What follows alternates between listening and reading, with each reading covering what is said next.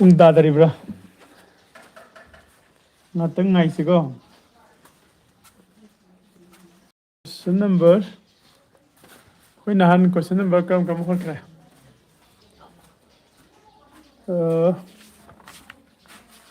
Exercise 12.4 की question number 1 होखरे 2 होखरे 3 होखरे अदुगा 4 होखरे 5 होखरे 6 होखरे को 7 8 एको 8 four होखरे दीदी क्वेश्चन नंबर 9 होके दोबा क्वेश्चन नंबर 9 से पार के तासे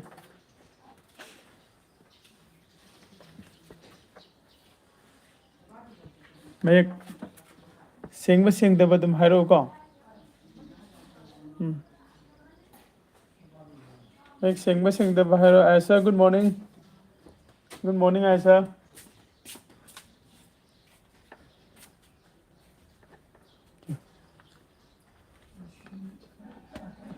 क्वेश्चन नंबर 9 दे लई से गीजर है बनी एक गीजर है वाटर बॉयलर होगा इसिंग सहननब अखोगी वाशरूम दा गल थेटपदो को कनोदा टॉयलेट इसिंग सहननब हापदुनी को गीजर अमा is in the form of a cylinder की form दा लईबो and with hemispherical ends मागी अरोय बदुन अखोगी hemisphere ने लोइसनबा यानी को if the length of the cylinder is 56 centimeter and the diameter of its end is 18 centimeter whatever, find the capacity of the geyser in a liter. My capacity से liter दे पुथो है ऐका अमुका लगा पाके geyser is in the form of cylinder with hemispherical ends का if the length of the cylinder is 56 centimeter and the diameter of its magi ends is 18 centimeter diameter ni pi se magi sida ko ni jeng du se cylinder gi duga geyser gi diameter duga same oi bam thai ko ado ai drawing han je ke jeng si duga hena gyan tanan na ba ko drawing instrument se lai geyser ma se sada subject se suggest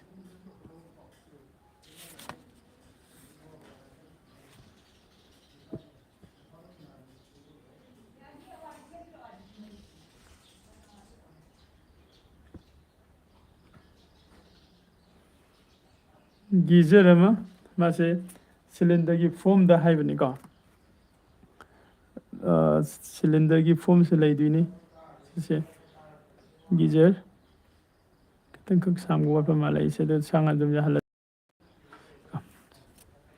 सिना को ना मसे cylinder की form का cylinder form हो जहाँ देखते suppose कितन कक corner से हापी रो था ना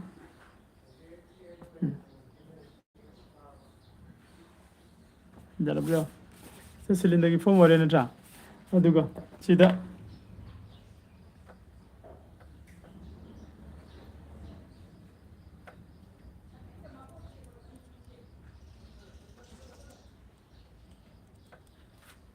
फजन जी के तब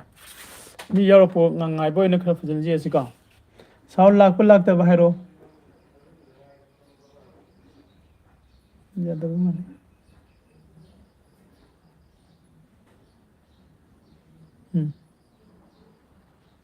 ओके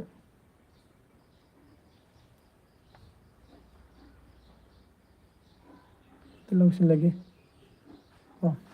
दुगा समाइना ताबो वाले हैं तो सुजेंगे सिका तुम समय ना इधर इन्हें जंगली किसे मैं किसी की गीजर से आगे अल्बा कनो सीधा नकन अनी सीधा सिलिंड्रिकल कनो से हेमिस्फेरिकल फॉर्म दत्ता हुए लगी हाइब नहीं बचाएं करे का गीजर सीधा ऐसे हेमिस्फेरिकल की फॉर्म दत्ता ने लगी हाइब से गीजर ने अदुगा मागी सिगी लेंथ को गीजर सिगी लेंथ के साइ क्वेश्चन द पी से 56 सेंटीमीटर है पी को लेंथ गीजर की लेंथ खतंग सिदगी ना सिबाउसा सिना 56 सेंटीमीटर है को अतोपा मना आगे डायमीटर को मैं डायमीटर सिना क्या पीबा डायमीटर दी सिगी सिना चा सिगी डायमीटर सिना क्वेश्चन द पी से 18 सेंटीमीटर पीबा 18 सेंटीमीटर है अदुदी हाइरिबा कंडीशन से सीधा find the capacity of the geyser in liter मागी capacity तो पुथो है हमने liter तो देखो क्या ने अरे देखो होला से क्वेश्चन नंबर क्या नो 9 ने हाँ हन बता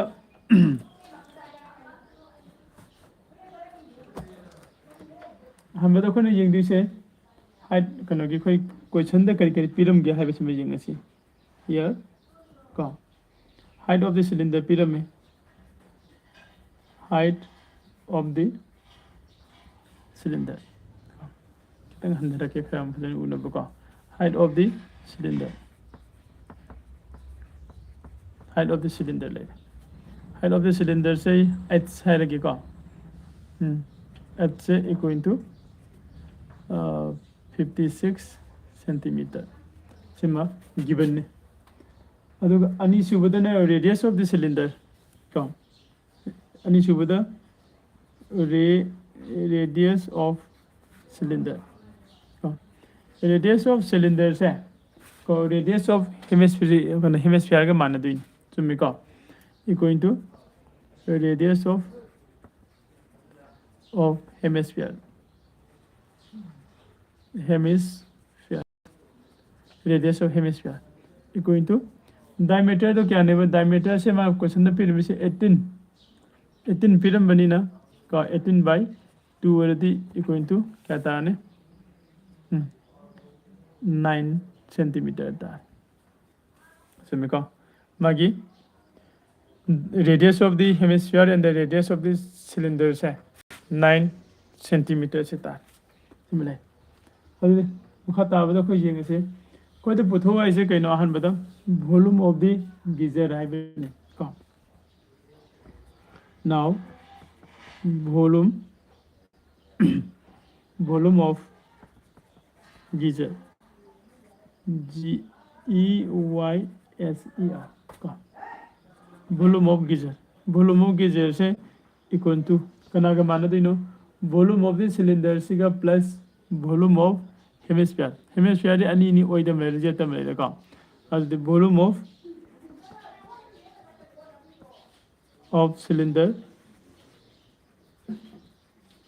cylinder plus twice volume of hemisphere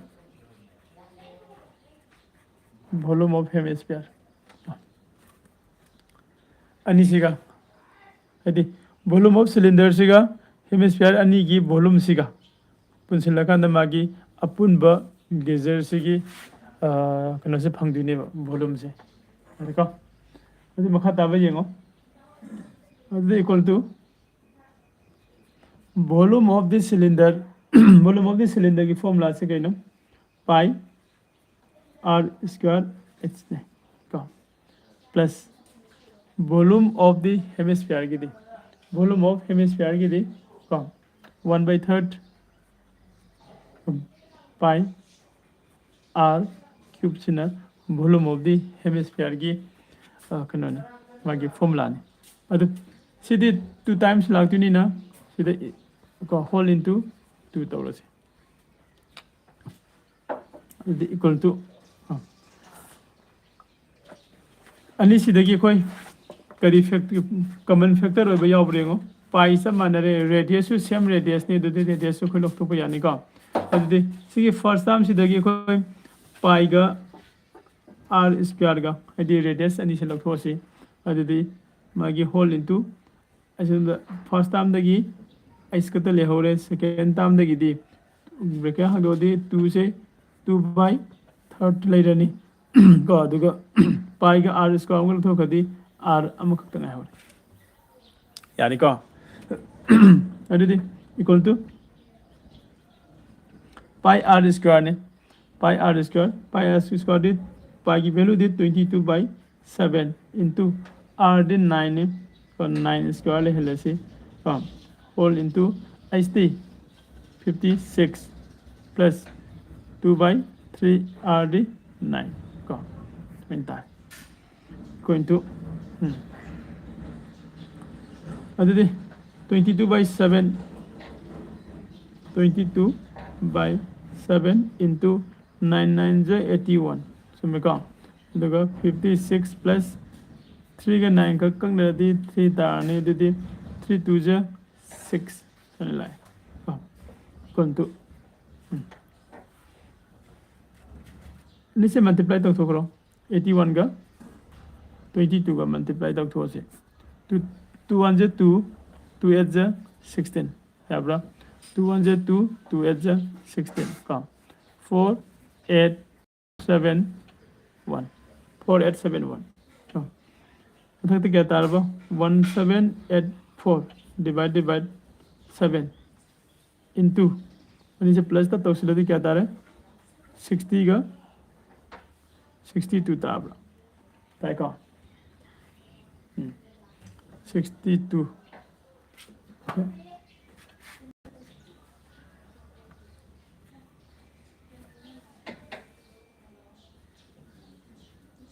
거기 색깔이 수학이 비하여 formula से हम चेक तो से formula से छोड़ बोलेंगे 2 by third और 1 by third और वॉल्यूम की से इनकम से 2 by third और हम तो माले सिंग तो से कौन से 2 by third और अंगनी है दी कोनोगी हेमिस्फीयर की वॉल्यूम पुतो कोई से 2 by 3 pi r cube का हम तो कैसे 2 ले रहे और जो दिशा इन्हें कम लो तो 2 by 3 का 2 by 3 असिदा कदाइदनो सिदा 2 अमुक लाकदो को साइड खितंग मुथलम के को फॉर्मूला से e दरिंगे देना खितंग मुन चेक ता होदरदि खितंग सोयबदम को अदुदि सिदगी पाई का r स्क्वायर लथोखदि को 2 म लेहौनी नत्रा को अदुदम सिगे 2 सिगा मल्टीप्लाई तौसिंगा सि 2 2 जा 4 by 3 को पाई लथोखरे r अमदा लेहौरे लाने को अदुदि सिगी 2 से क्या हो मनी 4 और ने को 4 दी 12 को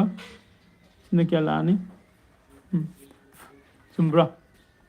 3 9 का 3 का 4 दी 12 तारे 12 का 12 तारे अदुदि 12 तो 56 का 12 का प्लस तो दी 60 का 2 नते 60 का 68 ताका दो 68 खैर सिदा कोई कनम मचा खतंग सोयबदा अदि अमखक सोयबदा मथंग लोइन सोयद्रा द मेस्ट दी am सेक्शन बा मथोक ताई नत्रा अदि 68 तारे 68 से 7 ने डिवाइड तो याब्रा यादे को अदि पुलअप पुनसे लगा 7 ने मल्टीप्लाई तो थोसी तो नत्रगना 7 से 68 से जेन थोगा तो से पुनसे लसी लोइना सिदा 68 ने मल्टीप्लाई तो थो 8 4 जा 32 3 की तौरे 8 8 जा 64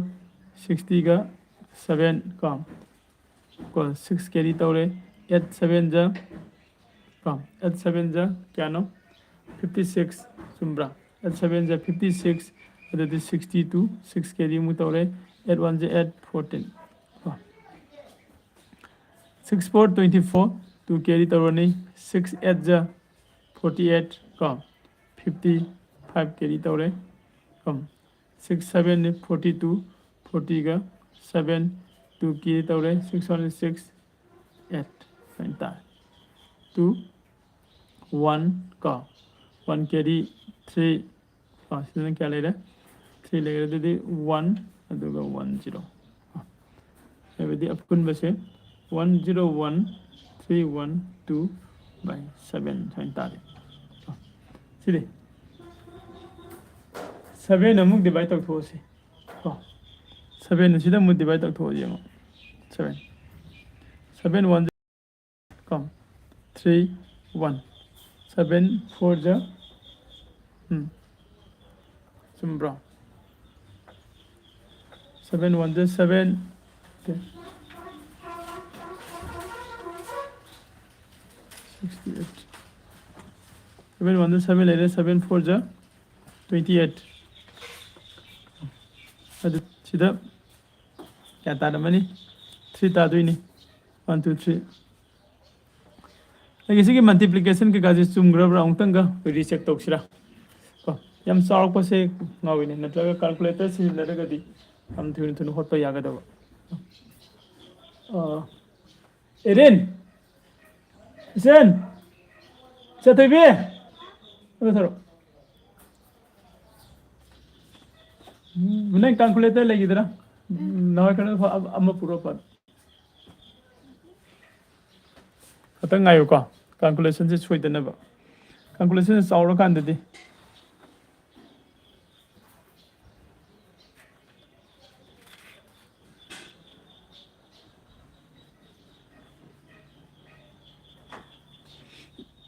होरेन सोरे मग मो हन्ननेबको सोइदनबा जेंगसे ओके जेंगसे फर्स्ट अखोने चेक तौदुइसे 22 का 22 into 22 into 81 equal to 22 into 81 the 1784 तारे सिम चुमे को अदैदि अमुक 1784 सिदा into को 68 68 जमु जमु 60 का को equal to क्या तारे ओके 1 2 1 3 1 2 ताबा को दुदि 6 4 मिनट रा 1 2 1 3 1 2 ओके सिदा 0 ओरिसे 2 तागदोबा 2 अदे देखो कदाइदे सोगैनि हो 0 से 2 को येंगुरनु सोइबमदि यावरे कदाइदनु खंगदरे 1 is 1 अदुदि सि लेरगदि को अजे अमुक खितंग थुननबा सिदा डिवाइड 7 नंग तौथोसि 7 ने डिवाइड तौथोगदि इक्वल टू क्या तारे 17 को 17 को 330 17330 point को 28 द इंटायर 28 जा 29 28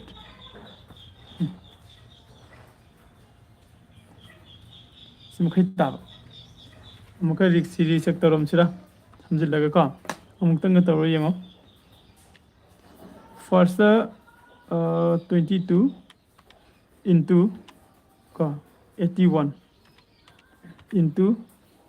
को अनि से प्लस तौर क्या ताब 68 equal to 121176 121176 हमको तो सोइद्रा 121176 हमको हंजी को करी नन है 22 into 81 22 into 81 equal to 1784 से तारे into का अनि से प्लस तौरदी 2 अदुगा 68 equal to का 121176 ताब उनके सोरे में 121176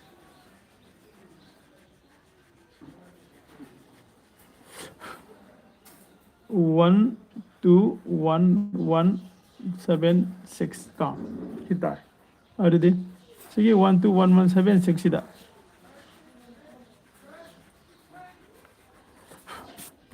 121176 सीधा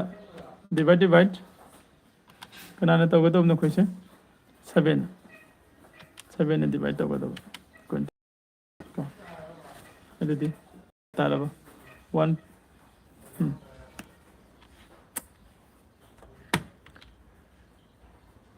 1 2 1 1 7 6 divide 7 equal to 1 7 1 7 3 1 0 को 8 5 8 6 दा सी कहीं ना मगी यूनिट तो का हसन बिरो यूनिट तो क्या तागे क्या होगी सेंटीमीटर होगी नत्रा अदे सेंटीमीटर क्यूब लेरन सिदा सेंटीमीटर क्यूब कैलकुलेशन से हम चावरदी हेता सोगे तविनद्रा को सेंटीमीटर क्यूब सिले अदो हजि पुथोवाइसिना क्वेश्चन नंबर 9 दा हारमिदो find the capacity of the geyser को गीजर की कैपेसिटी पुथो हाबने इन लीटर को अदो कोई गीजर की वॉल्यूम दी पुथोए वॉल्यूम पुथोब मतुंग सिदा सिमा की कैपेसिटी से इन लीटर द पुथो हाबनिना सेंटीमीटर सिदगी को लीटर द ओंथोप मचनी को सेंटीमीटर दगी को litre the ओंथोके हारगदी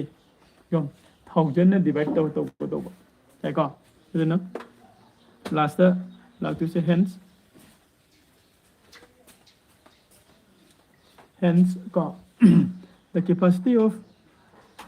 the capacity of geyser GEYSER geyser तो capacity of geyser से करी द इन लीटर द पुथो हमनिना कोई इन लीटर द इलम से इन लीटर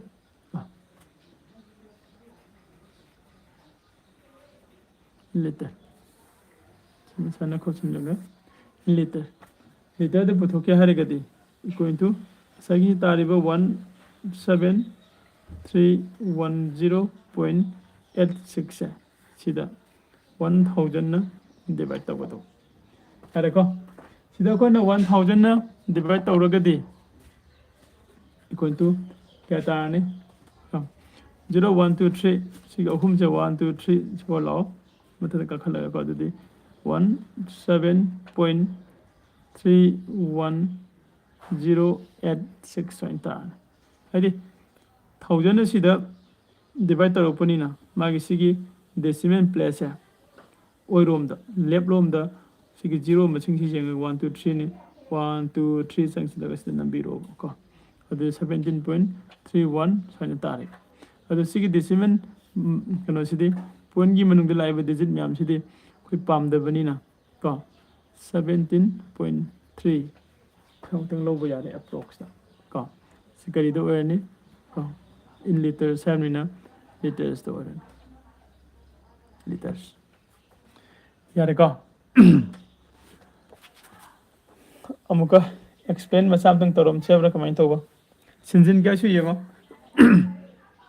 क्वेश्चन दा हारे मिसे नंगी गीजर हम लेरे गीजर से सिलिंड्रिकल फॉर्म ने अदुगा मागी अरोइब सरुक एन से सिदा कनो लई हाइबने बोर्ड एन साइड सिदा हेमिस्फीयर का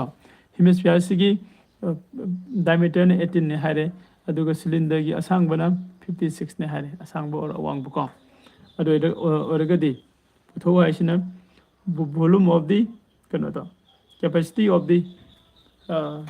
गीजर तो द लीटर द पुथो है अदि गीजर द इसिंग लीटर क्या चनगे है इसिंग लीटर क्या चनगनी द पुथो है बने यानी को अदि वॉल्यूम मा इसिंग क्या चनगे पुथो हारगदी वॉल्यूम ऑफ द गीजर दुगा कैपेसिटी ऑफ गीजर दुगा मानदुइन इंट्रा अदि द खन वॉल्यूम ऑफ द गीजर द पुथो है करी द फंगे सेंटीमीटर क्यूब द फंगे को द सेंटीमीटर द फंगिबा वॉल्यूम द अदो अमुक लीटर द ओंथोक पिरम हाय सेंटीमीटर दगी लीटर द ओंथोक यादी 1000 ने मल्टीप्लाई तवे डिवाइड तब को 1000 ने डिवाइड तब खान कोई 17.3 लीटर साइन फंग यानी का ओके हाबतंग जेंगो स्क्रीनशॉट लॉक्सन गेरा आई मखा मु ताक्सी तो को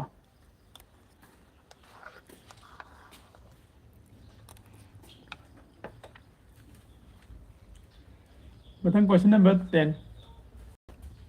question number 10 jeng asi.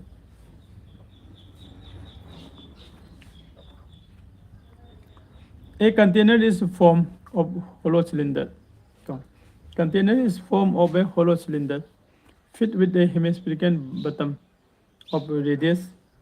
3 centimeter. The depth of the cylinders is 14 centimeter and the diameter of hemisphere is 6 centimeter. So radius है diameter है मेरे को 6 centimeter जम पिक है. Find the volume and the internal surface area of container. मागे volume दुगा the internal surface area container दुगी दुग पुतो है. देखो container में लई कर form the hollow cylinder की form ने fit with the hemispherical bottom. को मखा दना मखा थंग सरुक bottom थंग सरुक तना hemisphere की कनो form दो इबा. है निका अदुदी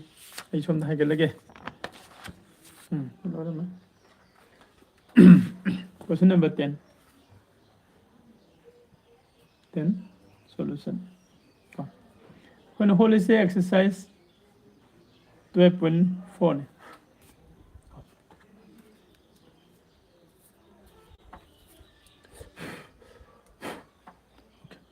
अदुदी कोई जेंगसी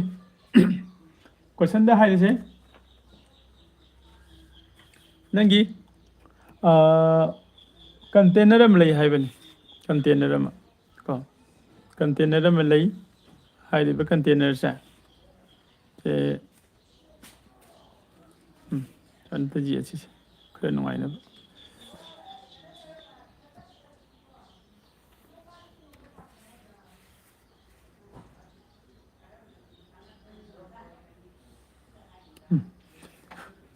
समाना कंटेनर में नहीं रहे हारी बस की कंटेनर से की मखा थंग सरुक को सिदा हेमिस्फेरिकल होइना को लोइसिले हाइबने हेमिस्फेयर होइना अदुदी सिगी मागी हेमिस्फेयर की रेडियस तुना कैन पिरामिडो 6 सेंटीमीटर पिरामबा 6 सेंटीमीटर पिरामे है 6 सेंटीमीटर पिरामे अदुगा कनोसिना ओके कंटेनर दुगी कनो से एमपी की दाइना क्वेश्चन नंबर 10 द रेडियस कम हेमिस्फीयर की रेडियस ना को कौन तंग जिंगसी क्वेश्चन से container form hollow cylinder fit in the माय रेडियस पिरामे कम रेडियस ना 3 सेंटीमीटर है बने चुमिका अदुदी कनो से 6 तुम जा रहे दुगा the depth of this aru base sina kyano piri se 4 centimeter ni and the diameter of hemisphere na 6 ne okay hemisphere se sida diameter on pire mamang da su mo ko mo radius 3 su pire cylinder ki su ko find the volume and the internal surface area yani adu diyo sigi magi depth to sigi aru base sigi pull-up अरूब से मान P से क्या नेबा 14 centimetre चुम्ब्रा SIP सद लई रखल से को खिदा सद इरमगे 14 सेंटीमीटर अदुगा सिदगी ना सिबोक से सामु से क्या होनी सिना से 3 सेंटीमीटर होगनी को क्वेश्चन से ज्ञान तारे को क्वेश्चन से कंटेनर में लई हाइरिब कंटेनर से होलो सिलेंडर ने हाइड अहोब सिलेंडर ने तब मागी बटम थंग सरुक से सिदा हेमिस्फीयर ने लोइसिले हाइबने हेमिस्फीयर ने अदुगी हेमिस्फीयर सिगी रेडियस ना 3 सेंटीमीटर ने हाइब को डायमीटर ना 6 अदु अरगदी मान पुथो आइसिना internal surface area of the container दुम पुथो हारे अदुगा करी के पुथो अब वॉल्यूम ऑफ द कंटेनर का अदु हम तो कोई वॉल्यूम ऑफ द कंटेनर पुथोना बजेंगसी volume of the container पुथोक्तरिङैदा को volume of the container पुथोक्तरिङैसिदा खोइ कनो से जेंथोक्से क्वेश्चन द कई पिरम बनानो को here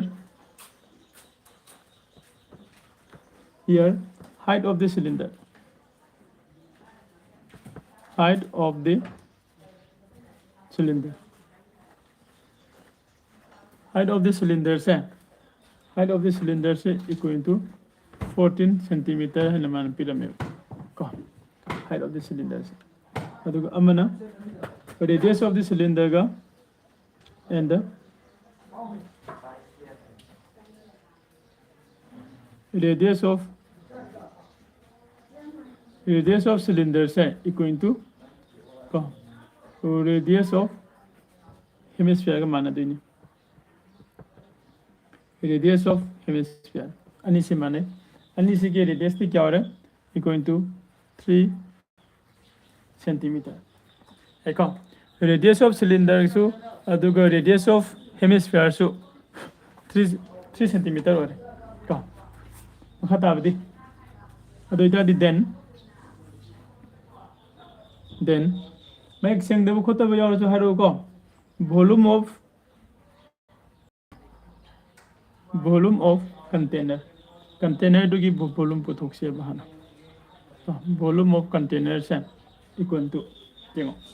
volume of container अगर दी volume of cylinder से का volume of दी hemisphere से का अन्य से तादू नहीं नट्रा और दी volume of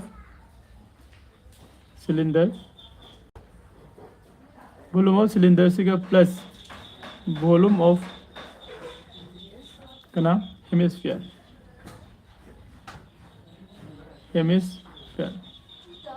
volume of container से का volume of hemisphere से का हाई रिव अनि से पुल्ला कांदा volume of the container से फंग दी नहीं यार नहीं अरे दी equal to volume of cylinder दी क्या नो pi r square h सिलाई plus volume of hemisphere दी 2/3 को pi r cube को फॉर्मूला से चुम्बरम द चेक तो को then सोरे मगे दिन मखा फॉलो को द नुंगाइते बा volume of the cylinder की pi r square h ले रहे volume of the hemisphere की 2/3 pi r cube से ले तो अरे दी अनी सिद्धगी कोई ना pi से म कॉमन फैक्टर हो रहे r square से सो कॉमन फैक्टर हो रहे तो इदी नहीं तरह को अरे दी फर्स्ट टर्म सिद्धगी इस खगले हो रहा नहीं प्लस सेकेंड टर्म देगी 2/3 वो पाई लोग थोक रहे कौन आर खंगा हो रहे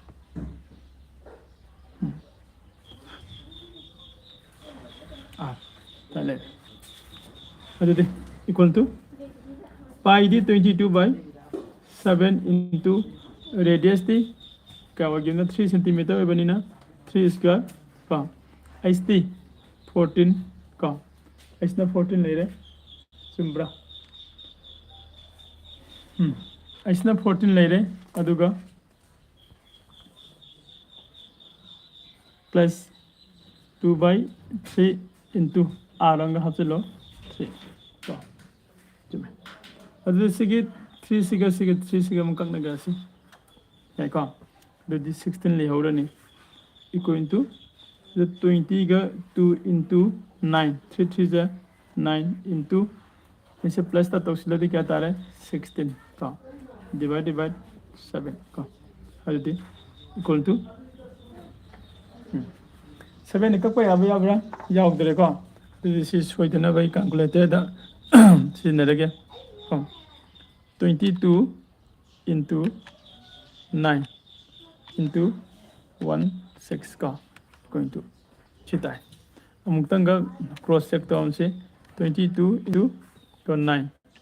क्या तारा इक्वल टू चलाए अदुगो into 16 इक्वल टू क्या तारा 3168 तारा by 7 का अदुगो इक्वल टू 3168 सीधा divided by 7 है जनते क्या फंगे हाँ फंगी से 452.57 7 की मतुंग दो 1 लाख है कोई स्वयं तुम लोग बुलाने देखो 452.5.7 वॉल्यूम है बनी ना करीब नहीं सेंटीमीटर क्यूब साने को अरे का हाई बस कंटेनर से की वॉल्यूम से कोई फंगे क्वेश्चन दा अम्मा high mission internal surface area से पुथो है ko cup surface area do internal surface area hai se man du ni ko mai cup surface area du ni akhoi da ngau na ba internal surface area hai ram bai wari ni ko de makha ho se question number 10 ki continue question number 10 ki continue to bani yang si internal surface area of and internal surface area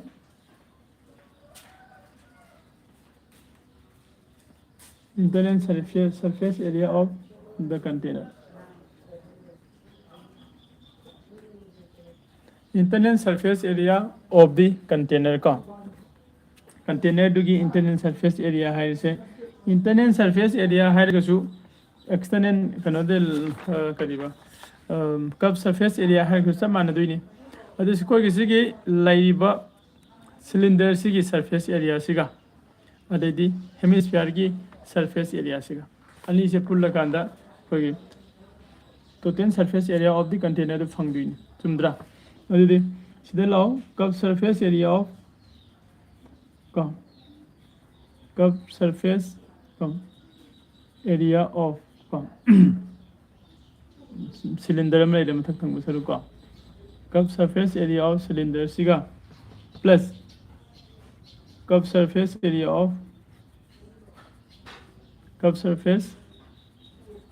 area of cylinder नता बा मदो मखा की दो hemisphere का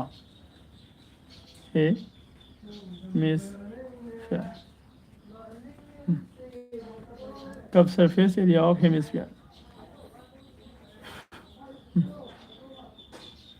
यानी कौन चले अरे cup surface area of cylinder cup surface area of cylinder की फॉर्मूला दी 2 pi r h का 2 pi r h का प्लस अदुगा cup surface area of hemisphere की फॉर्मूला दी 2 pi r स्क्वायर कोई मेंसुरेशन द सिजनरी फॉर्मूला मैम से लोइना में इथोगा आई अंक होफ मना का थमुको जिंग बदल लोइ उनबा okay equal to 2 pi r ai सम लेरे अदुगा 2 pi r स्क्वायर अम लेरे सिदगी खोना कमल लोइबा फैक्टर सिंग लौथोखरसे को अदुदि दखोन जिंग बदा 2 से अनि मगदा कमल लोरे 2 लोरे pi से अनि मगदा कमल लोय pi से लोर से r से अनि मगदा कमल लोय r लौथोखरे फर्स्ट टाइम दगी हमसे लौथोकदी इस तंगाय होरे प्लस सेकंड टाइम दगी ना r खंगाय हो चुमब्रें चुमिको अदुदि equal to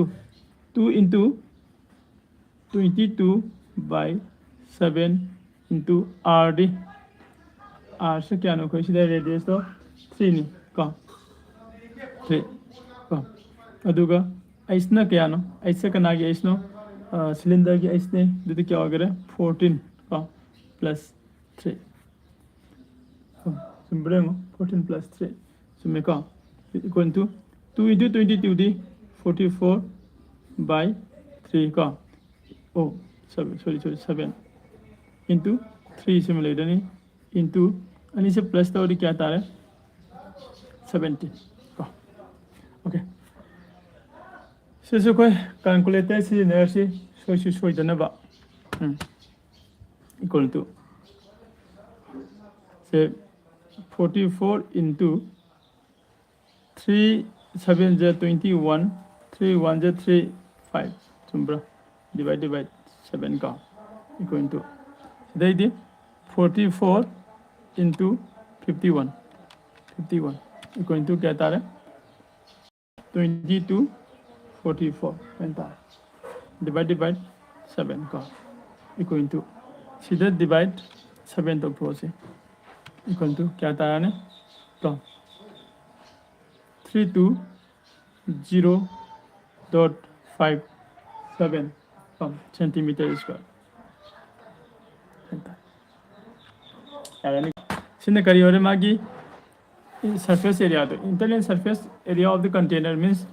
total surface area of container दो अदुन सुमाना कोई क्वेश्चन नंबर 10 से लोइसले को स्क्रीनशॉट लहोगे हारगदी लौसिलो आई सिदा मागी क्वेश्चन नंबर 10 होगलकपगी से हाना थमगे स्क्रीनशॉट लौसिलो होरे नोइना मु सिंदोके हारसु इथोके सु जाननबको यारे को अदुगा अमुक कंटिन्यू तरोपसे स्क्रीनशॉट लौसिंगरे से लौसिलो question number 10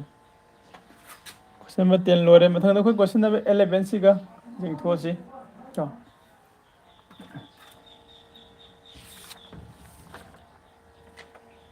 question number 11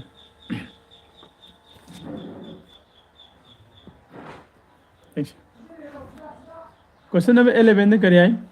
form a solid cylinder of height from a solid cylinder of height 28 centimeter and the radius 12 centimeter हाइदि solid ओइबा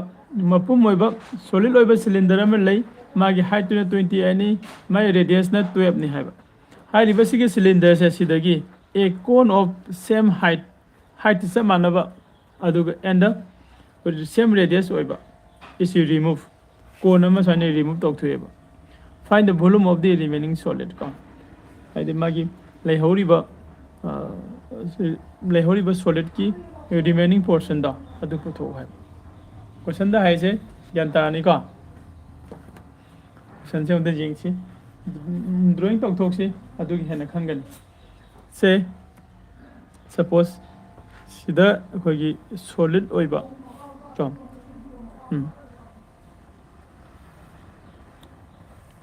solid ओइबा कनो में ले सिलेंडर में solid ओइबा सिलेंडर में ठीक है सिलेंडर से solid नहीं को हाई रिवर्स की solid ओइबा सिलेंडर से मागी height ने क्या ने बपी दो 28 सेंटीमीटर अदुगा मागी diameter ने क्या पीबा height ने 28 अदुगा radius ने 12 पीबा का radius सिने सेंटर वरनी नट्रा सिने सेंटर वरनी अदुदी सिगी radius किसी radius ने 12 सेंटीमीटर होगा है को सिगी solid ओरिबा सिलेंडर से ओ टेक्स्ट तो गिव दे होग दरे हम त कना तोरो साउंड लागतरे हाइब्र नट्रगना सेंगदरे हाइब्र करी हाइब्र सुरस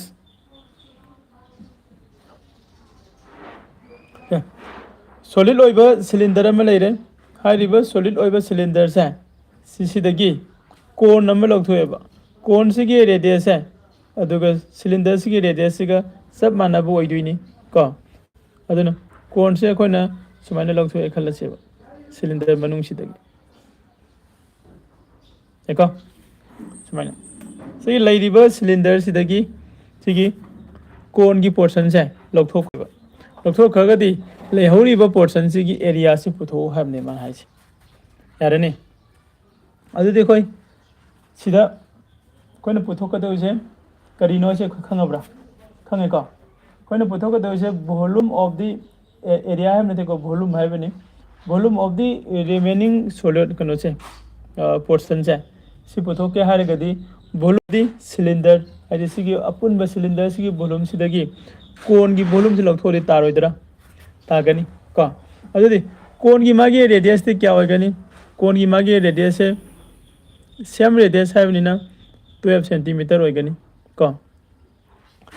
कोन की वॉल्यूम पुथोकपदा अखोय कली संगे हाइट संगे को द कोन की हाइट ते क्या होगनी कोन की हाइट जो कोई सिगी सिलेंडर की हाइट सिगा समानगन एको सिलेंडर की हाइट सिगा कोन की हाइट सिगा हाइट अनि से सब मानदुइनी अदुदि हजे अखोय द कमन लोयर से कइनो रेडियस कमन लोयर हाइट कमन लोयर तो यानी क्वेश्चन से ज्ञान तारे को क्वेश्चन से अमुक्तंग हलमुरा सिलेंडर ओइबा को सॉलिड को सिलिंड्रिकल फॉर्म द लेबा सॉलिड कनोम लेदेबा हाइरिबा सिगी सॉलिड सिलिंड्रिकल फॉर्म से सिदगी सेम रेडियस ओइबा तो कनोम कोनम लौथोएबा same radius and same height कोनम लौथोए कोन से लौथोगा कांदा पोर्शन खरा लेहौदुरिबा सिगी सोम साइड सिगा लेहौरिबा पोर्शन अनि से सिगी वॉल्यूम दो कयानो पुथो है यानी को अदुदी फोटो सी वॉल्यूम का पुथो है बिना कोई रोई नटा क्वेश्चन नंबर कितने जिला के मो उबरा इको question number 11 question number 11 solution here height of cone say equal to height of cylinder height of the cone say equal to height of cylinder ने क्या का माना बा 28 centimeter ऐको and the radius of cone is equal to radius of cylinder से क्या माना है radius of cone is equal to radius of cylinder से क्या माना है मागे ना क्या होगा 12 centimeter ऐसा अरे दे volume of the remaining solid from then volume of the remaining solid तो जीने से का volume of the remaining solid Sagi solid तो गी मागी ले होरी बा volume दो कनागा मानने बा volume of the cylinder दगी volume of cylinder से सीधे कना खाइदोक तो बा volume of cone का volume of cylinder दगी volume of cone से खाइदो कांदा ले होरी बा मागी solid तो गी volume घर लेम होरी दा द फंगने यंगसे का equal to volume of the cylinder की formula दी क्या नो 2 pi r h सुमी का 2 pi r h minus volume of cone की formula दी तुम बराबर नहीं आया लान बरे volume of the cylinder की formula से का pi r square h निका मसी खने फजने सेक्शन से को आइगी मनाक ते इरे लगे थंबा इसा की मनाक कनदा volume of the cylinder की formula से का r square h सुमबरा तुम्हें का अदुगा volume of the cone की formula ना 1/3 का pi r square h सुमबरे आस्ते लालग लेंगे नहीं volume of the cylinder की formula से pi r square h अदुगा volume of the cone की formula से ना 1/3 pi r square h सुमे को सीधा कोई h सु कमन ने r सु कमन ने मतलब pi में सु जाओ रे को ताम से जाओ से लेवल फैक्टर सिंचे फैक्टर अहुम कमन लोरे कमन लोरे सिंचे लोग थोड़ा से pi ने r square ने h ने लोग थोड़ा दी सीधा किसी पुलब लोग थोड़ा कनाले हो नहीं 1 ले हो रही माइनस फ्रॉम द ना 1/3 ले हो रही क्या ब्रा ओके तो मखा ताबद equal to pi 22/7 oh okay into r square d 12 square into h d 20 का 8 का यानी का अदुगा